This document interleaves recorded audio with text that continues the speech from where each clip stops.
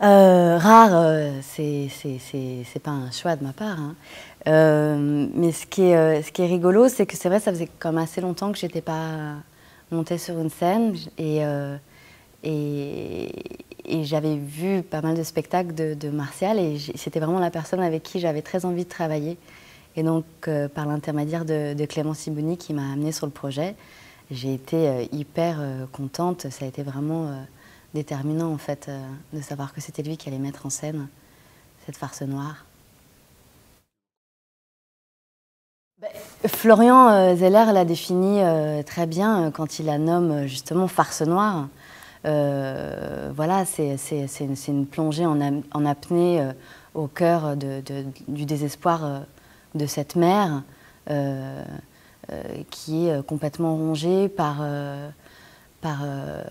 la mer et l'ingrat constat de sa vie, voilà, où tout d'un coup, conscient et inconscient s'entrechoquent de manière violente, parfois tendre, et ça donne lieu comme ça à des situations burlesques, grinçantes, touchantes, voire bouleversantes quand, voilà, grâce à l'interprétation de Catherine Nigel qui est absolument incroyable dans cette descente aux enfers.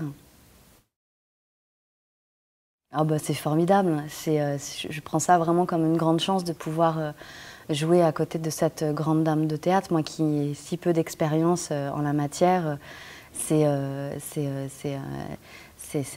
remarquable comme ça, regard sur la manière dont elle travaille, qui est une manière extrêmement précise. Alors, on a l'impression parfois que c'est un pilote de course qui connaît tous les virages, tous les rouages, elle connaît vraiment sa partition sur le bout des doigts et en même temps elle est d'une inventivité quotidienne. Tous les soirs, c'est un bonheur de la regarder par le trou de la lorgnette et de voir ce qu'elle donne. Elle a une puissance magistrale et en même temps elle est profondément touchante et elle a une énorme sensibilité.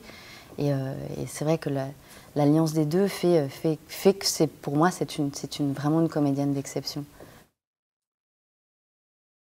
Eh bien, je me suis laissée porter par la géniale inventivité, la géniale énergie de Martial Di Fonzobo. C'est vrai que c'est quelqu'un qui est tellement plein d'idées qu'on a vraiment envie de se laisser guider. Et voilà, ouais, c'est vrai que c'est une femme plurielle. C'était intéressant. Je trouvais que c'était intéressant de travailler justement sur un personnage qui n'était pas ancré dans une réalité.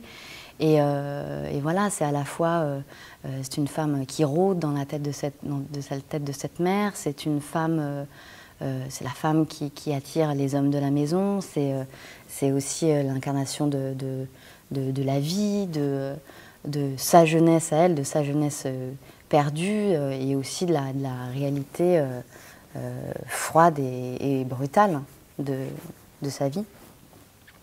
Et j'ai appris à faire le grand écart. Voilà.